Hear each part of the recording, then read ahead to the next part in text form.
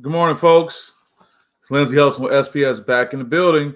Yes, that hot weekend came and went. We're back on Monday.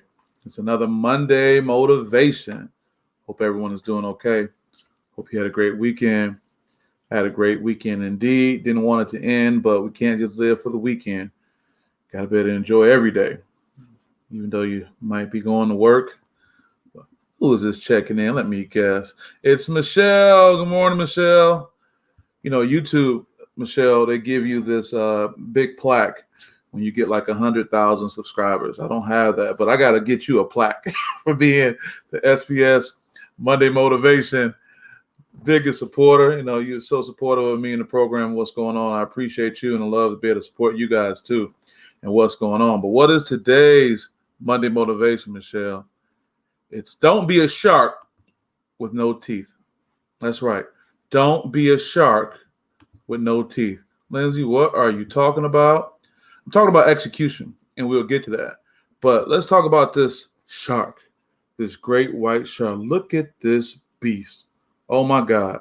It is the king of the ocean.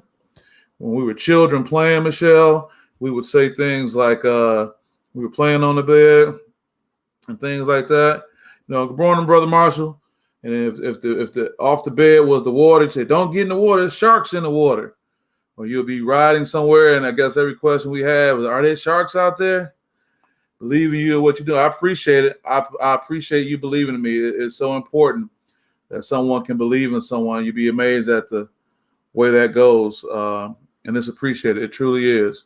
And Brother Marshall, thank you again. I hope you had a great golf outing up there in Bearcat Country. I saw y'all was out there getting it in.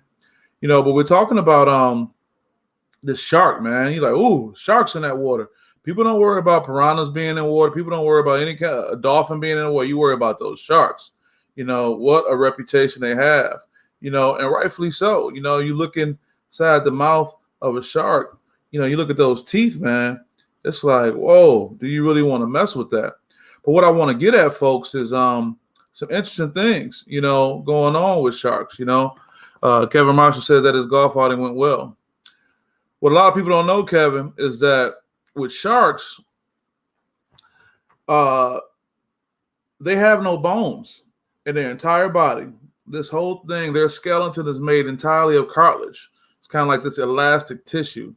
And what happens with the cartilage is softer than bone. So it's not even as hard as bone, and it will dissolve over the years in the ocean salt water. That's why, so many shark teeth wash up on the ocean floor, because after the shark dies, there's nothing else there but the teeth, right?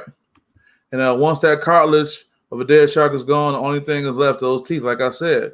And it's made of this calcified tissue called dentine. It's like a hard enamel. So what am I getting at? I was out at the Derek Coleman DC Elite Summer Basketball League. I'll be out there throughout the summer, guys. And, see all these young people out here. Michelle, you work with young people. Coach Marshall, of course, you work with young people. And especially this being graduation time, the open houses and all that. The kids are doing well. I got a good friend. His daughter, she couldn't even get any money on Cash App, because Cash App was like, this is too much money for a kid. And they were questioning. So they're doing really well. So they had to divert the Cash App. And, you see the kids, you hand them the envelope. They say, thank you. I don't know who you are, but thank you. And they go on about their way. So what I'm getting at is this, especially for our young people. They may be feeling real bad right now in a good way. They're feeling like they're land sharks. They're out here. They're making moves. People are showing them love. They're getting dressed up. They got money in their pocket. They're feeling good. But it's very important that they still do not become shark with no teeth. They still have to execute. They still have to be able to execute their plans. They still have to be able to follow through. Great example is last night, CP3 and company, Monty Williams. Shout out to Coach Monty Williams. Met him years ago. He's part of that USA basketball family. He was at Michigan State, actually. We had a great conversation. The Phoenix Suns have advanced to the Western Conference Finals. My goodness. But if you notice at the end of the press event, Coach Monty Williams wears a hat. And it says, what WD greater than WS? And what that means, Kevin, is well done is better than well said. Get that? Well done is better than well said. And what we have to realize, we do not want to be shark without teeth, meaning that we just go around and we may scare people, We may intimidate people, or we may feel some kind of way where people move out the way and people say, oh, here comes Lindsay, or what does he have going on? But if I don't have any teeth, it defeats the purpose. I can't execute. I can't be that person I need to be, going forward. You have to keep that in mind. You have to have some teeth, folks. You have to be able to execute. Forbes has done some research as far as what's important when it comes to execution. And in that research, they found there's some things that you need to really focus on. Some things include being strategic and being clear with people. You got to be strategic out here. You got to be strategic with the moves you make as far as what you're trying to accomplish. Now, Lindsay and SPS can have this big plan, but if I'm not strategic, if I'm not getting my dates right, if I'm not finding out what am I going to do first, who am I going to see next, it doesn't matter. And I think it's important that we keep that in mind. We can have the biggest ideas, the biggest plans, but if we don't have a strategy to execute those, it doesn't matter. I think that happens all too often. We have these great ideas with the greatest intent, and we just jump off the porch. Sometimes we're motivated by the idea. Well, just get out there and do it. I get that. And there is such a thing called a paralysis of analysis, where we get stuck just sitting there trying to figure it out and we never move forward. But there's nothing wrong with sitting down beforehand and making some notes. Okay, this is what I need to do first. This is what I need to call. And outlining these things, that is very, very important. So the one thing I want to talk about is you definitely want to be able to be strategic and clear. What is it you're trying to get done? Think it through. And so many times we just go off the sheer emotion, and you can have a great idea, but what really makes the idea work and come into play is being strategic. What do you say, Brother Marshall? And you have to be true to what you believe and know and have a shark mentality and go out there and get it. I agree with that. I agree with that shark mentality, Kev. No doubt. I had a friend of mine said a long time ago, he would always make lawyer jokes. I hate lawyers. I hate lawyers. He said, until you need one. And when you need one, you want a shark. You want somebody out for blood. And what'd you say, Michelle? Jumping in the deep, but can't swim. Yeah. Well, Cat Williams shouldn't be talking stuff. Don't get out there. Don't just jump out there. There's nothing wrong with having the desire to want to do something, but you got to be strategic. Keep that in mind. Got my brother Juan Wyndham checking in. Said, good morning. Hope you're healing. I am, brother. I am healing well. And we are definitely following up on the goals that we set. The next thing that we're talking about, Juan, with this is also you want to be able to stretch those goals. You said it in deadlines. Set stretch goals, that is. And what that's saying is, okay, what are we going to do and how are we going to get it done? See, the problem normally happens is many times we don't have the ability to be able to communicate with someone and say what we want to do, or we don't even want to set goals for ourselves. We don't even want to look at that calendar and say, man, I got to make sure I get this done. Let me get this done, tomorrow. No doubt. Let me put that on there. Let me set that deadline. Let me wrap up things. And there's nothing wrong with that. Sometimes goals can push us to cut out the things that are unnecessary. You say, look, man, if I got to get this done, let me just shut this thing down right now. And then that can get you past that paralysis of analysis where you just stuck just looking at something like that. So you want to stretch goals and have deadlines. That's very, very important. A few more things we want to look at, right? A few more things. You also want to be able to give feedback and give it often. So many times, as leaders, or just for example, being with the young people playing basketball, they're silent. Coach Marshall, you know about that. Coach Mimi, you know about that. They're not communicating. And feedback is important. Research has shown the more often you give feedback, the better someone is going to be equipped to reach the goal that they set. Because now I know I'm on the right track. How many times have you had a project, you've been given something, and they say, okay, this is what you need to do. You're sitting there saying, like, well, do they want it done like this? Do they want it done like that? You try to figure out what it is they're trying to get done, right? How do you get that motivation for your goals? You ask Juan. That's a very good question, Juan. Well, this is what I do, and I got some clients I'm going to be sitting down with this week. Excellent question. When you talk about getting that motivation for your goals, you have to step back, and you have to step back and think about where you want to be. And I always say 5 years from now, 10 years from now. Once had someone tell me that they don't like to think that far, but if you don't know what is going to make you happy in the distance, like what do you want things to look like, it's going to be very hard to set those upfront goals, Juan. So for me, for example, my daughter being the center of my life, I know that at age 9, in approximately 10 years, she's going to be a college student. Great question, Juan. I want to give you an answer, a perfect answer for how that goes. She's going to be a college student. Well, for me, my motivation is I want my daughter to be able to go to college anywhere in the world. Okay, one, I want to be able to go to college anywhere in the world.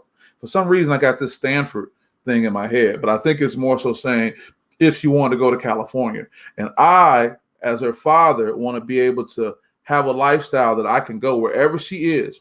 Daddy, I'm going to Stanford. Okay, Daddy, move out there. Daddy, be there. Daddy, have a condo not too far from where you are.